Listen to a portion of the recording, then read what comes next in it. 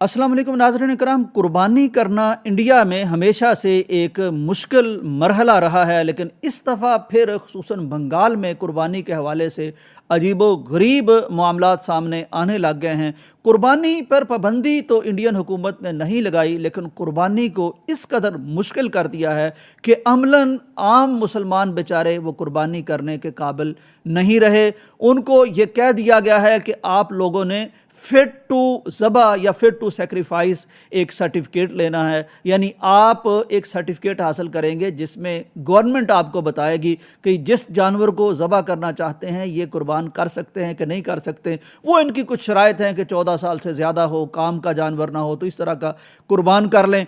और फिर ये भी वहाँ से इस दफ़ा आवाज़ें उठी हैं, मौलाना अरशद मदनी साहब की आवाज़ उठी है, कुछ और लोगों की आवाज़ उठी है कि जनाब ये जो गाय है इसको एक नेशनल एनिमल करार दे दिया जाए, इसको एक कौमी जानवर करार दे दिया जाए, जिस तरह मोर को इंडिया में कौमी जानवर करार दिया गया है।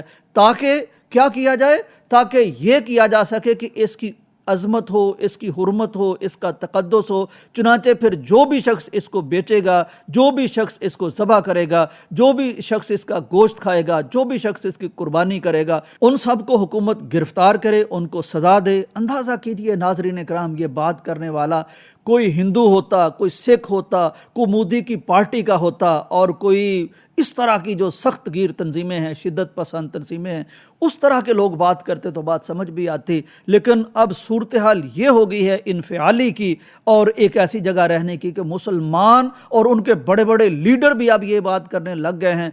मौलाना मदूदी से आप कई दफ़ा इख्तलाफ भी कर सकते हैं, इत्तेफाक भी कर सकते हैं, वो स्कॉलर थे, उन्होंने मगरबी खुसूसन फ़लसफ़े के हवाले से जो बातें की हैं। लेकिन एक बात मैं उनकी यहाँ कहना चाहता हूँ, उन्होंने उनसे पूछा था कि मौलाना ये जो कुर्बानी करते हैं इंडियन मुसलमान, तो ये वहाँ अगर गाय की कुर्बानी ना करें, क्योंकि गाय को वहाँ ज़ाहिर है कि तक़द्दुस हासिल है, तो वहाँ अगर ना करें ताकि दंगा ना हो, ताकि फसाद ना हो, ताकि परेशानी ना हो, ताकि मुसलमानों की जानें महफूज रह जाएं, तो फरमाइए आप क्या कहते हैं।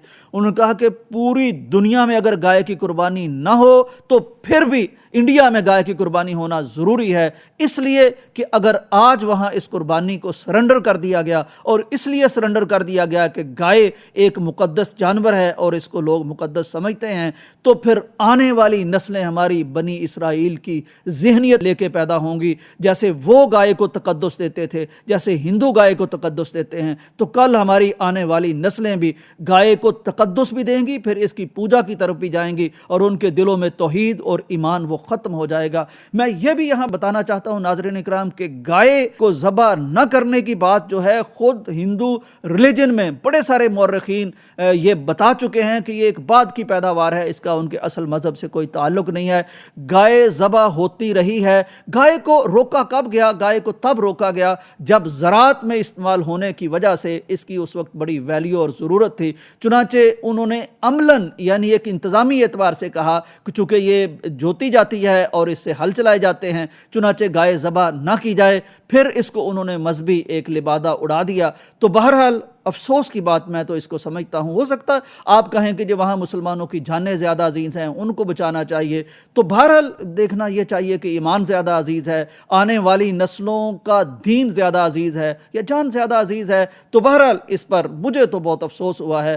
कहना था तो कोई सियासतदान कह देता, कोई और कह देता। मजहबी आलमों को क्या ज़रूरत पड़ी है कि वो आगे बढ़कर शाह से ज़्यादा शाह के वफादार हो के वो कहने लगे कि इसको कौमी जानवर करार दिया जाए। बहरहाल हमें शुक्र भी करना चाहिए कि यहाँ पाकिस्तान में या और जगह पर जहाँ ऐसे मसाइल नहीं हैं, हम आसानी से कुर्बानी कर सकते हैं, तो करनी भी चाहिए। और अपने उन भाइयों के लिए दुआ भी करनी चाहिए जो ऐसी मुश्किल जगहों पर मौजूद हैं जहाँ बेचारे कुर्बानी नहीं कर सकते और इस तरह की मुश्किलात का शिकार हैं। इजाज़त दीजिए। अल्लाह हाफिज़।